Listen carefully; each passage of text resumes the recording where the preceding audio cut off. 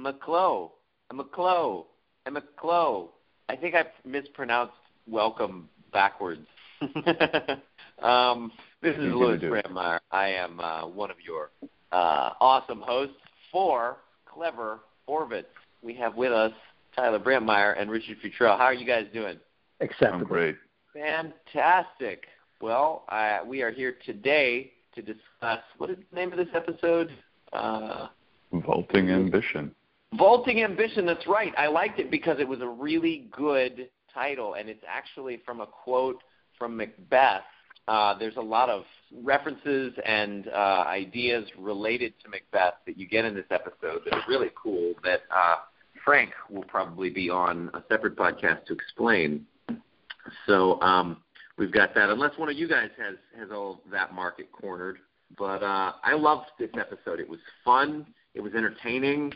The only thing I didn't like about it, really, was that it was 37 minutes long instead of 42 or 50 like a Netflix show really should be. So, yeah, did you guys notice that? It was short. It was pretty short. When the credits came up, I was like, already? Yeah. So, I mean, I don't know what they're after exactly. I mean, they hit enough dramatic beats well enough for me to be like, okay, that's fine. I'm not upset. But obviously, the most important thing for us to talk about is not the great pacing, the music, which got exceptionally good right when Stamets comes back to consciousness, the characters, or the visuals. No, the most important thing for us to talk about is clearly Lorca. I thought it was freaking cool. What did you guys think? The reveal. I'll go with it. I think I'm willing to see what the writers have come up with. Me too. Yeah, I think. I mean, I got really excited when it happened, or when I knew it was about to happen, because I was like, the writers of this show get to have their cake and eat it too. Meaning, they get to have their cake of the Federation being this good organization, Starfleet being basically good, there being ideals of Starfleet, and also having a morally gray, ethically questionable, ambiguous character who fits right smack dab in the middle of those kinds of people that we expect to see on prestige TV shows like Breaking Bad or Better Call Saul or whatever, and who gets an in-universe explanation that leads us as the viewers, like we're able to say, oh yeah, he's really not Starfleet material, and we've known that the whole time, and we've kind of suspected it, and now we have actual evidence to show for it and to point to around it. So, and it explains a lot. It actually explains a lot more than I even realized. Yeah? On After Trek, they explained a lot of subtleties. I missed After Trek. What's that? I missed After Trek. Oh, well, you can still see it. It's really good. It's a good episode, yeah. It's Jonathan Frakes. Yeah, Jonathan Frakes was fun to see and fun to, hear him talk about stuff. But he made fun of Worf in a really kind of funny way. Kind of dickish. But anyway. Yeah, it was actually kind of dickish in retrospect. But then Worf's he wasn't making fun of Michael Dorn. He was making fun of Worf, who's a fictional character. So, it was okay. All right. But, yeah. All right. But yeah, I think the reveal adds a certain kind of depth to the show that makes it interesting and made me kind of want to go back and rewatch everything. And, we now know from the teaser that his security officer is going to be back, except it's the Mirror Universe version, and the one who and apparently he's like a master manipulator. He's been manipulating everybody the whole time, and we've got an explanation for what he was doing with the spore drive at the end of the mid-season finale, and why he's been so kind of gray, and what his special affection for Burnham was.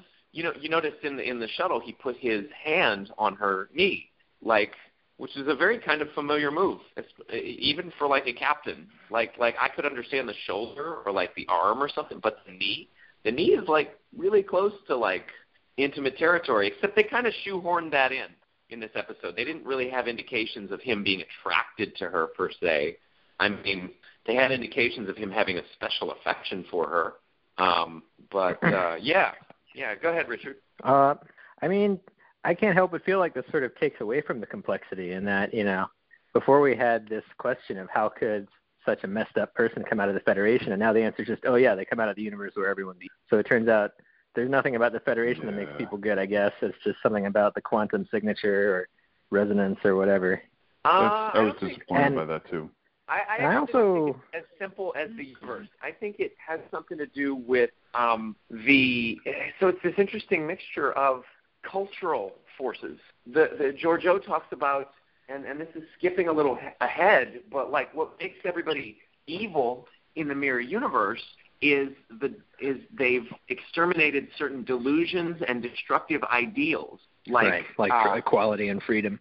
Yeah, which is interesting. And then so weird how close the civilization is to like the Roman Empire, and it's interesting to try and figure out. And to the Klingons. Like, well, wait, what's that? And to the Klingons. Well, so we can talk about that. That's interesting. But also, like, it's clear from what happens in Star Trek in A Mirror Darkly that everything had to play out roughly the same in human history up to the point of First Contact, where they sort of ransacked the Vulcan ship. I mean, I guess human nature was different. So, but I mean, it strikes me that World War III had to have happened. The fall of the original Roman Empire had to have happened. The United States and all of that had to have happened. So why did they go back to the Roman Empire kind of practice? Like there must have been something that happened between them getting Vulcan technology and becoming the Terran Empire. So that's a story that someone needs to tell. But anyway, yeah, I think it was cultural. I think it was a cultural thing that led to the Mirror Universe being that way. I can buy that, but, we live in a culture where we celebrate freedom and equality, and there still are people around, like Lorca and worse. And so I feel like the idea that the reason people are good in the Federation is because, everyone in the universe is essentially good, and anyone who's messed up must have come from another universe, that sort of makes it a little flat for me. I think they did enough ethically gray kind of stuff with Burnham and with that's true. Like, I mean, we do need to have a sympathetic protagonist. We do need to have somebody who, like, we understand she had a stumble, and like we really want to believe in her, and we want to have somebody to trust. That is Star Trek on some level. I think is to have characters that you can pretty much trust the motivations and where they're coming from.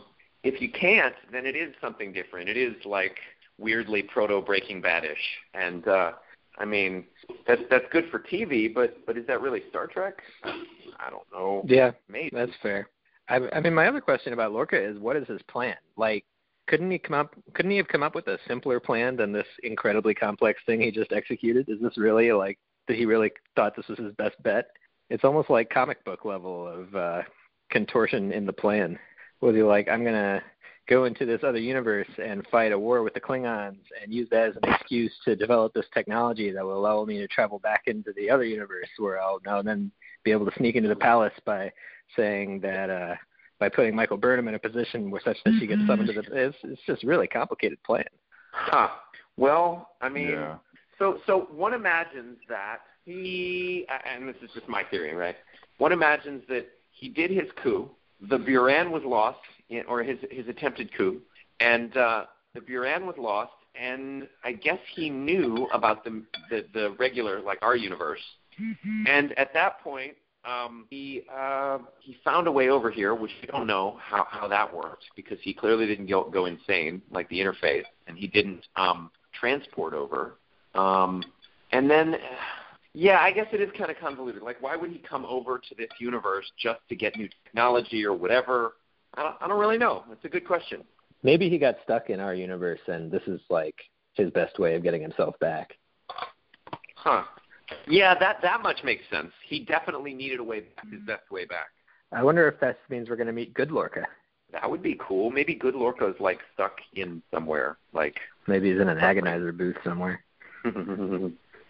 I do like the idea of a fight between Giorgio and Lorca. I think that's really interesting and really cool, considering they were the two main captains in it, right? It's really cool considering it's very likely to happen. Wait, what? It's very likely to happen. The fight? Oh, it's in the trailer. So we lost Lewis. We don't know what happened. We heard a sound, and now he's not with us anymore, but we're going to continue discussing. That's right. So the point was, we were currently discussing. What do you think about Lorca as a mirror universe person? Well, seeing all those hints and reading all those forum posts and basically just deducting for myself based on every episode and every scene that he's ever in this season, I think it was inevitable. I think that the twist was unveiled in a pretty effective way, but knowing that it was coming and knowing that his character wasn't maybe he still is morally ambiguous. Maybe he has some other plans we don't know about. We need to see his character continue to evolve over the course of the rest of the season, see what he's going to do in the mirror universe now that his plan has essentially worked. But well, what's interesting is now the Federation owes him a debt of gratitude because he did win the Klingon War for them, and so now they're in this weird position. Yeah, well, he certainly helped. We'll see. Maybe they'll get back, and all the progress he made will have been undone. Oh, by the ISS Discovery. Yeah. I'm just waiting to see that. I'm waiting to see us switch to the ISS. I was hoping that that's where Stamets was going to come out. That would have been interesting, but that's another thing to talk about. He's on board the Charon. How do you say it? The what? It's the Emperor's ship. Oh yeah. I don't remember the name of it. It's CHARON. So it looks like evil Stamets came out onto the Discovery, as predicted. Yeah. Wow. Wait a minute. That was evil Stamets on the USS Discovery? I think so. Or was he on the ISS? I think he was on the USS Discovery, which is currently disguised as the ISS Discovery. Because Saru was around, right? I don't know. This timeline seems wonky. I'm not sure. I think he woke up on... I want to say he woke up on the Emperor's ship. I don't know. He wouldn't be wearing that uniform. He basically is like, yeah, I slept in my uniform. That's what it looked like. And there wasn't... it didn't seem like he was in any kind of coma. It seemed like he was just sitting on a bed. And he's like, oh, I'm awake. He came out of a bed. He wasn't in the chamber or anything. No. So he... I don't know. There's a lot we're supposed to believe about what just happened. But I guess the fact that, and I read this in the Trek movie review by his name was Anthony Pascale. He was making a point about how the mycelial network's dying, and it's probably going to be the reason that we don't see Spore Hub ships in future Treks. Oh yeah, that would be a reason. Well, there's this idea when Stamets is inside of it, hanging out with evil Stamets, that there's this corruption that's spreading through the mycelial network. And it said that the corruption originates with evil Stamets somehow, and we see all the dead spores and stuff. I thought those scenes inside the network were pretty cool, by the way. The two Stamets is talking to each other, and then the fact that Stamets has this emotional and also plot important discussion with, I guess, the ghost of Dr. Culver. I wondered if that was a real goodbye. Where was Dr. Culver? Was that all in Stamets' head? I didn't know if that was basically just him getting lost in the network because he was seeing what he wanted to see and then accepting what he already knew, basically. I think it was really Dr. Culver, or at least it was, if it was Stamets seeing what he wanted to see, it wasn't just him being deluded, because Dr. Culver gave him useful information, which is that you need to get out of here. Don't trust evil Stamets. That's right. He couldn't have possibly done that, though his subconscious could have said that. He could have been telling him that not to trust him. If he was chasing a delusion, it was a positive delusion. About the name of the mycelial network. Yeah. Back. There he is. Yeah, that network is what weaves life. It's the thread that weaves life through the universe, which is really weird and interesting and cool. This is the first episode. And it's also the reason that genuinely sci-fi this concept. It's also the reason why the mirror universe and the regular universe have so many parallels, because they're both sort of manifestations from the mycelial substrate or something. It's pretty trippy. It's really trippy. It's really cool. I like the line. This is actually in The Last Time On, but I like the line where Tilly says, he's inside the network, but we need to put the network inside him. That was a good moment. What did that mean? I don't know, but it sounds cool. Yeah, good setup for Trek November. Let's talk about that. That whole network thing. And of course, my phone died. That's why I was gone for a little bit. But so we figured. What does all of that mean about the mycelial network that we learned? We learned that you have people who die, and the kind of echo of them survives in the network for a second, at least. They're Katra. Yeah. We learned that, Mirror Stamets has been observing it. We learned that, that it's infected with something. This is actually really cool. I really loved this. One of the issues with this universe, with the multiverse, is that the network is somehow messed up. It's somehow infected. So, like, yeah, and that was totally new. Yeah, we are threatened in a way like that is unique to Star Trek and is like such a high scale. I mean, nothing in Star Trek has ever threatened the multiverse, like every universe conceivable. So those are pretty high stakes. I think that's pretty cool. Yeah, it was interesting. Did you notice that on the ship where Stamets and Evil Stamets were hanging out on the network, the plaque said USS Stamets? Really? Yep. That's really cool. Whoa, nice. I think my phone dying killed all of my notes. Oh wait, no, they're back. Thank God. I was like, what am I going to say? So this was a really great quote. When you guys remember when that guy put the DNA into that other guy and he like explodes? Yeah. Yeah, I had the realization. Yeah, he burns and then explodes in an explosion of blood. Just what I wanted to see on Star Trek. Yeah. I was thinking literally Star Trek has become a vicious hellscape of horror film imagery. They ate Kelpian. They ate Kelpian. Killed people. They blew it and exploded and then mushed this guy, being like, what else are they going to throw at us? Do we really need all of this? I mean... That scene where they were eating the Kelpian was like Hannibal Lecter level stuff. Yeah, it was. I mean, I actually liked what's her name's acting. Shaniqua's acting in that scene, because you could tell like she was very effectively repressing her revulsion, but also clearly experiencing it. And it was just the angle at which Georgiou happened to be not looking that saved her. And then the way that she revealed herself. What a brilliant thing! I mean, it's all she had left. What's that? It's the only place she had left. Yeah, it really was, and it worked. Indeed. I also like that after she told the Emperor, she did that cool thing with like the ninja star that went in a circle and went through everyone's temples. No, Richard, it's not a ninja star. It's clearly a murder frisbee. Okay, well, it was another cool thing. It's like that, the person exploding in blood. The show's getting better and better. yeah, Tarantino won't have much to add when we get there. Oh, Anthony Pascali on TrekMovie.com. He makes it a point to let everyone know. He's like, yeah, this is pretty much Tarantino Trek doesn't need to come along. We've already got Discovery. Yep. Yeah, okay. Which I don't mind. I mean, that's modern sensibility. Oh, it was bound to happen.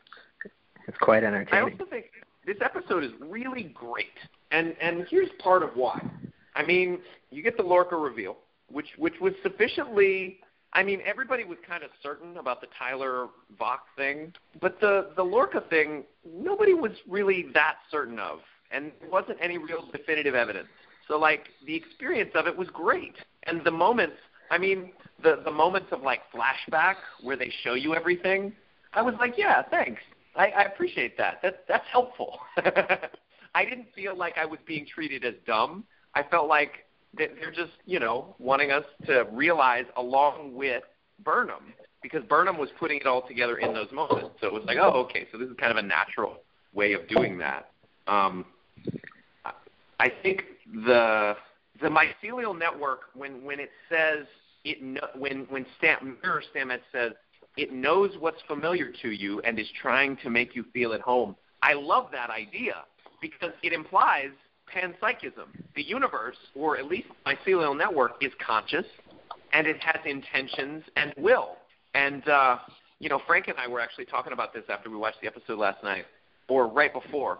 And he said they did it. There was an experiment done in Tokyo with a 3D model of Tokyo, and there was a mushroom mycelial network that grew. It was kind of a scale model. It wasn't like, of course, the whole city. And the mycelial network figured out how to make the most efficient routes, more efficient than anything man had done with the actual city of Tokyo, between one part of Tokyo and the other on this map. So not only is mycelium possessed of some kind of rudimentary intelligence, but it can actually serve in the way that they suggest on this show if, it spreads in an interstellar way. I don't know, how that would even work relative to the Big Bang and whatnot, but it's really cool and it's really interesting. And, I mean, now it's part of Star Trek canon, so we can't get rid of it. I mean, we just have to figure out a way to make it make sense.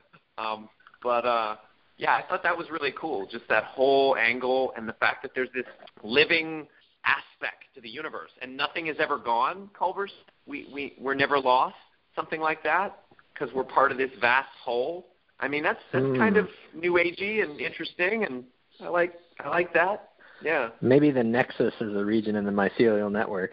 Maybe. I mean, like, it's still moving through our universe in a fairly visible kind of way, but this also has a lot of implications for the kind of atheistic scientific rationalism of Star Trek. I mean, like, yeah, if there's a grand cosmic intelligence layer of reality, then, you know, what? I guess it's kind of like, at the same time, it's very interesting to contemplate philosophically, but it's also, you know, Mirror Stamets saying, God is a woman, and she is very angry with you.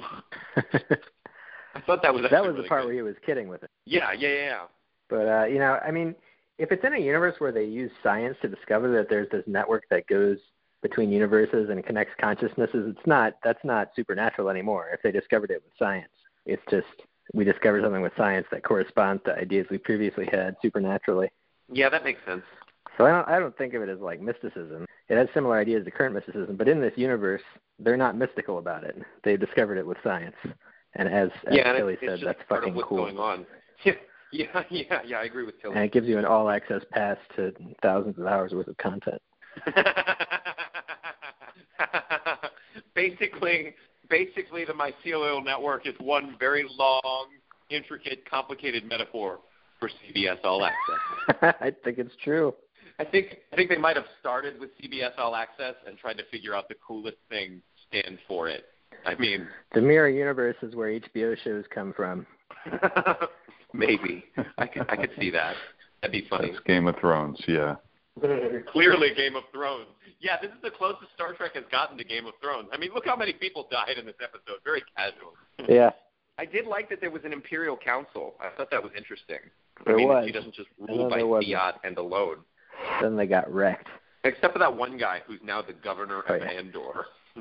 Yay. Don't tell anyone. You'll be rewarded. Yeah. What do you want to bet he gets rewarded with also being killed in the next episode? Maybe.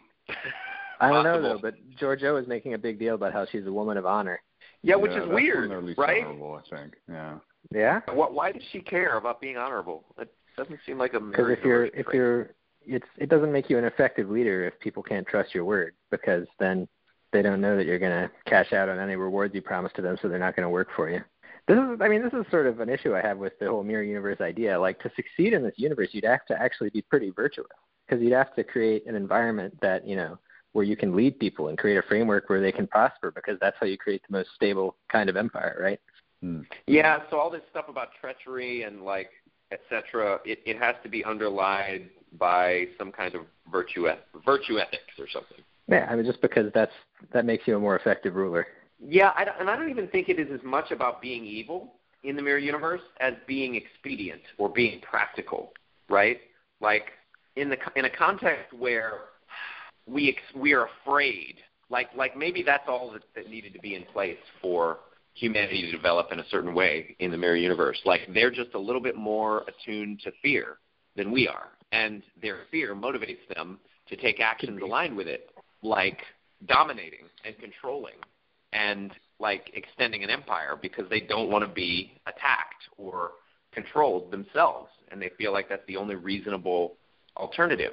So within that, all these other epiphenomenal behaviors like treachery and, like, the strong shall perish, or your captain will be killed if he doesn't do things right, or, you know, there will be fights to advance among the crew. Like, that's all kind of like within this context of cruelty and fear and whatnot. Does that make sense?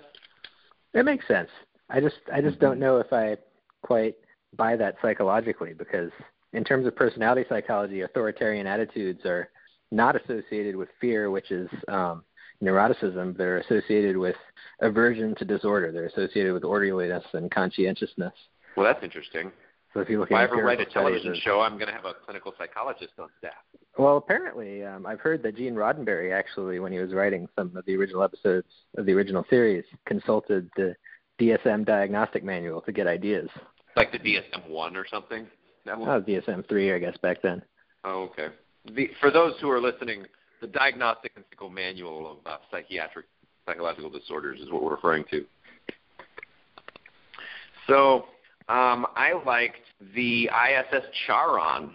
I thought it was really cool. I thought it was really, really cool that they had that star. Yeah. I mean, like, how does that even work? What's even going on with that? Is that it reminds me a bit of the Romulan forced singularity. Oh, yeah. So that one's, it's a bit overt compared to that. That one is just kind of a micro singularity or something. Yeah. Well, it's not even a singularity, but there must be some gravitational containment keeping it there. Yeah. And maybe it's just kind of like a banner. Like maybe it's there for ornamentation. And because everybody's sensitive to light, it's there to burn people's eyes. Yeah. That would be cool. To strike fear into the hearts of the enemies of the Empire or something. You ever hear like the Star torch Wars of gangster rap? In Star Wars gangster rap, they talk about, we got Death Star, we got Death Star, we got Death Star. Oh, I think I have heard that. We could probably call this a Death Star. It's a star of death. Now there's a Death Star in Star Trek. There is now a Death Star in Star Trek. Yeah. But it is well contained, and it's in the mirror universe, so we're okay. Yeah. All the evil's in the mirror universe. All the evil. Don't need to worry about any evil happening in our universe. It reminds me of like the picture of Dorian Gray. Did you ever see that or read that? I haven't seen it. This guy, he has an image of himself in the mirror, and he gives it all his evil. And like he goes out and he has fun and he's debaucherous and all this, and then he comes back and he sees this mirror. In the mirror, he sees what he really is. He sees the evil. But to all external appearances, his person doesn't contain any of that. And so kind of like the mirror universe is where we throw all the evil. Is, all our baser instincts get expressed there or something. Maybe the mirror universe is the Jungian shadow of the regular universe. Well, that would be interesting considering the thing you need to do with your shadow in order to succeed is to integrate it, right? And that's kind of what Tilly is doing. She's becoming her mirror universe self, which is, commanding and assertive, and that's going to lead to some character development for her, I guess. She certainly has become more assertive. Yeah. She's integrating her shadow. I think she's the only one who is, though. I certainly don't see Michael Burnham doing anything like that. Yeah, Burnham's still like playing a role until just now, like revealing herself. So I think it's also possible, like because of the mycelial network, there could be a consciousness thing. Like there's a balance of consciousness, and if most of the people in our universe are good, then there must be another equal but opposite universe where everybody is not as good, and where the shadow stuff gets incarnated and expressed. Maybe that would be really interesting. Like we all assume collective unconscious means we all share a set of symbols and stuff or whatever. Or we all have some kind of mystical connection on some level, but maybe it's a connection to an actual other universe. That would be interesting. Or maybe the mirror universe is a psychological place. Yeah, I don't think that. That last bit was a little bit too far into non-literality. I mean, I think it'd be interesting if there was some kind of psyche relationship between the mirror universe and this one. But anyway, the new shuttle, I like that we finally got a look at it. I mean, it looks basically like you would expect a shuttle to look with modern CGI. It reminded me kind of like a TNG shuttle. Yeah. The Stamets and Stamets scenes were awesome. And then the scene, you got to see some of Discovery in a way that you don't usually, because following people or you're not really paying attention to the sides of the corridors. I was like, this shit is really pretty. And then it gets invaded by this dark thing. What do you think that dark thing is? That like wasn't there some indication that evil Stamets was the source of the dark thing? He kind of let it loose, but he had some part to play in it being the way that it is, but I don't know that it was something he created. I don't think it's something that he originated. He unlocked an ancient evil as part of his quest for power. It's very simply, it is Cthulhu. That would be bold and interesting if Star Trek just did that. Like suddenly Cthulhu became part of Star Trek canon. It is the great old father. They're coming. But let's see. Oh, so in the Vox scenes, suddenly there's a shit ton of doctors. Yeah, something weird's going on with sickbay. I mean, where did all of these doctors come from? So there's something weird going on with the shift. they're all off shift most of the time, and they all get like shift one is Dr. Culver. They all Culver. have to come in. Shift 1's Dr. Culver. Shift 2 is no one. Shift 3 is no one. Shift 4 is like 10 other doctors. Yeah, shift 4, everyone. Who set the schedule up? Lorca. Probably Lorca. Want to maximize casualties. That makes a lot more sense. I mean, yeah. So with Culber and Stamets, I thought those were good scenes, but that really wasn't the return that I was looking for. I mean, he's back to say that he's dead and to wish Stamets a good life and to give him information about the mycelial network. I mean, it's a nice scene, and I guess I can kind of try to imagine why the actor thought it was the best scene of his career, but I also kind of don't understand that. I mean, he's gone now. It's done. He's over. Sad. He was a good character. He was a decent character. Anyway. Maybe we'll find his mirror universe counterpart and bring him into the regular universe, and then he'll go through some training or something to make him good. Some education, some re-education. The re-education of Hugh Culver. That sounds like an episode title. The Search for Hugh Culver.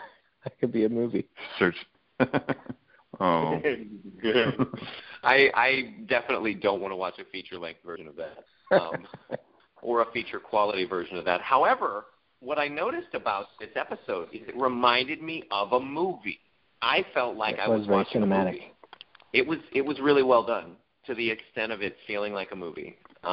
So yeah, the Imperial dining chambers were really cool. I liked all the angles and all the look and feel of those spaces. That was really cool. I wrote down an island of placid Tyler in a sea of tumultuous Vok. That was fun. Like how his personality just kind of got the reins for a second and then lost it. That was awesome. That helped me. And then that was good. It was creepy. The Vok release scene. Like I felt some sympathy for L'Rell and for Vok. I was like, that guy, he just kind of tortured because it didn't work properly, and now whatever combination of Vok and Tyler, like I liked, from that scene, I liked several things. I liked the appearance of the red shirts, right? Because we've never had a clear scene where it's like definitively, all right, these guys are red shirts doing red shirt things, and they're being red shirts, just kind of in a semi-generic way. Though the camera angle on their phasers was pretty cool. Like I was just like, okay, all right, I know what's going on. And then her death yell, that was great. I mean, especially with the red shirts reacting, like they don't know what that is. They don't know why she did that. They don't know that it's like part of her religious relationship with the soul of a warrior. And then the prayer was beautiful that he was reciting and then she was reciting and then he ended. Like the only thing that I had issue with in that scene was the neural pattern that constitutes a person. It has to be really freaking complicated, and it's becoming more complicated every time you have an experience. Becoming more intricate every time your brain-body combination takes in a new sensory bit of information. And so the idea that L'Rell could have, number one, isolated one personality from another, and number two, disintegrated one from the other, releasing one of them, using such coarse, large, like hand tools, it was just kind of like, no, not quite. That shouldn't work that way, unless maybe she programmed there to be some kind of fail-safe to where if the brain gets stimulated in a certain way, it releases neurotransmitters and wipes out one of the personalities, I guess I'll go with that. That sounds Could great. be. Maybe there's Problem some kind solved. of toxin that only affects Klingon neurons. But it's human neurons. It was all human neurons. Yeah, it's like the physics of what's going on here is questionable. It also makes me wonder what was the point of the whole Ash Tyler mystery. Like in the end, all he did was sort of cause a minor inconvenience to Michael Burnham that didn't end up affecting things down the line. Yeah, it was mostly. I mean, the most of the impact was just Tyler being kind of confused and like worried and disconcerted, like a lot of the time. And saying things like, "Where were you yesterday? I don't know. Oh, whatever. Doesn't matter." Yeah, that was like my favorite line from Tyler. That was like my favorite dialogue. Where were you? Just I don't know. Okay. I mean, like great. It also, you know what? I think it kind of explains Lorca was maybe so eager to have someone on his side and maybe even knew that Tyler was a double agent and decided to include him anyway because of his mirror universe sensibilities somehow. Like he was kind of like, this thing, it's probably a good fighter. It'll be aligned with me until and unless it gets triggered. Maybe he's dealt with sleeper agents in the mirror universe. So, I mean, that whole thing about, like, why didn't they question Vok? Well, I mean, it was ultimately up to Lorca. Or why didn't they question Tyler? So that was a thing. This was really subtle. The spore dimension is exquisitely beautiful. I thought that was important. But the other piece was the porous force field setting.